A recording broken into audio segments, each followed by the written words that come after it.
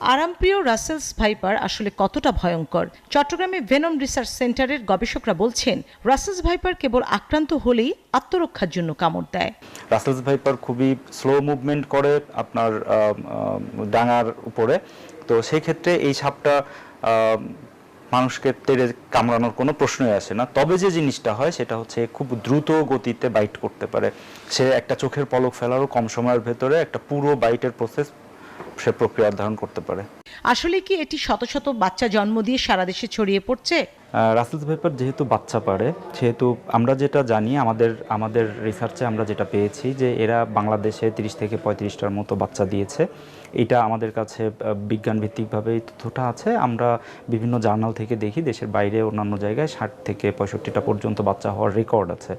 কিন্তু যে জিনিসটা প্রকৃতিতে ঘটে সেটা হচ্ছে যে এই রাসেলস ভাইপার সাপ বা যে কোনো সাপের বাচ্চাই এই প্রকৃতিতে টিকে থাকে।